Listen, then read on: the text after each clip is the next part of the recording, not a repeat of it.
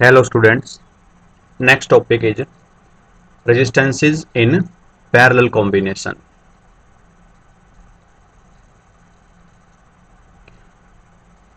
Resistance in parallel. Resistances are said to be connected in parallel combination if potential difference across each of them is the same. Potential difference सबके across में अगर same है and is equal to applied potential difference, और किसका equal है? जितना potential difference हमने apply किया है। इसको फिगर से समझते हैं। यहाँ पे तीन रेजिस्टेंस हमने सीरीज कॉम्बिनेशन में लगाए हैं और तीनों को सेपरेटली इतनी सारी पोटेंशियल मिल रही है, पोटेंशियल डिफरेंस मिल रही है। उल्टे वर्ड में ये बोल रहे हैं कि potential difference across each resistor is V, और ये उतना ही है जितना हमने यहाँ पे अप्लाई किया है।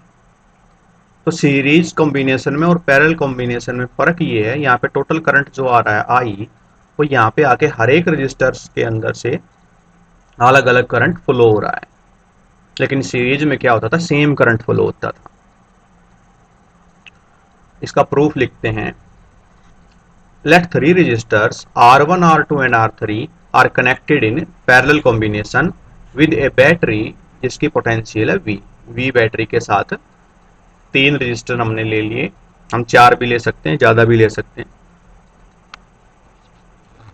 जो कि पैरेलल में जुड़े हुए हैं बैटरी के साथ। हेयर आई है current supplied by the battery. Battery ने करंट कितना सप्लाई किया? आई।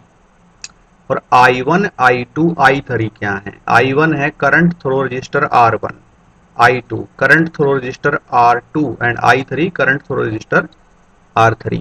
तो यहाँ पे I ही तीन पार्ट में बट गया, तो हम लिख सकते हैं जो I है, I is equal to I1 plus I2 plus I3।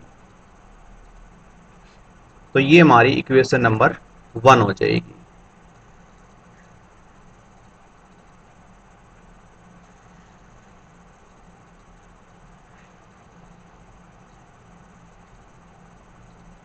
Thus we can write I equal to I1 plus I2 plus I3 four resistor R1। अगर हम R1 रजिस्टर के लिए ओम्स लॉ लिखें, यहां पे अगर R1 रजिस्टर के लिए ओम्स लॉ लिखें तो वोल्टेज कितनी है? V। करंट कितना है? I1, I1 और रेजिस्टेंस है R1। तो इस केस में ओम्स लॉ हो जाएगा V equal to I1 R1। इसी तरह से R2 वाले केस में ओम्स लॉ हो जाएगा, वोल्टेज इसे कितनी मिल रही है? A और B टर्मिनल पे V के इक्वल है, तो ये हो जाएगा V equal to current I2 और resistance R2, I2 R2। Similarly इस केस में थर्ड रजिस्टर के केस में हो जाएगा V इक्वल टू I3 और R3। वही हमने यहाँ पे लिखा for resistor R1 V equal to I1 R1। तो यहां से हमने I1 की वैल्यू निकाली, I1 equal to V by R1। For resistor R2 V equal to I2 R2। यहां से हमने I2 की वैल्यू निकाल ली, that is V by R2। Similarly for resistor R3, उसके लिए हम लिख सकते हैं V equal to I3 R3। वहां से I3 की value V by R3। If RP is the equivalent resistance of the combination. इस बात का क्या मतलब हुआ? ये जो पूरा कॉम्बिनेशन है, ये जो टोटल कॉम्बिनेशन है, इसकी जगह पे कोई एक अकेला रेजिस्टेंस है, मान लो आरपी, और वही या बी और ए टर्मिनल से जुड़ा हुआ है। तो जितना भी आई करंट जाने लग रहा है वो सारा करंट जाएगा उस केस में आर पी के अंदर से। तो उसके लिए अगर ओम्स लॉ लिखें तो वोल्टेज है वी, करंट है आई और रेजिस्टेंस है आरपी। तो हम लिख सकते हैं V equal to I R P.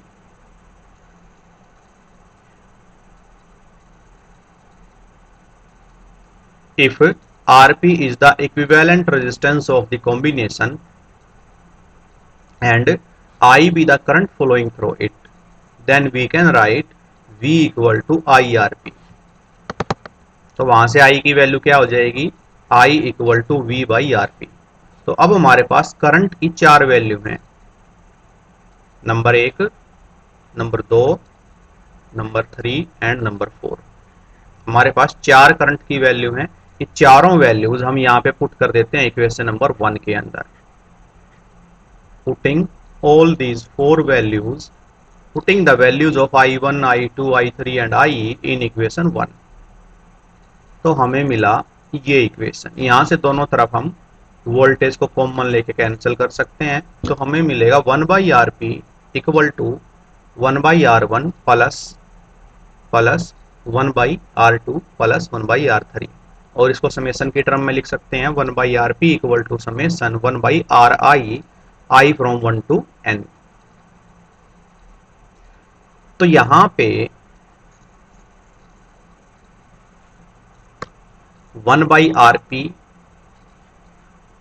Equal to R1, R2, R3 की वैल्यू कुछ भी अगर हम ले लें, जैसे कि R1 की वैल्यू 2 ले लें तो ये बनेगा 1/R2 प्लस इसकी ले लें 5 तो ये बनेगा 1/5 प्लस इसकी ले लें 4 तो ये बनेगा 1/4।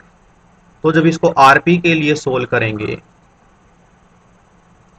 तो Rp सबसे छोटे से भी, इन तीनों में जो सबसे छोटा रेजिस्टेंस है Rp की वैल्यू उससे भी छोटी हो जाएगी।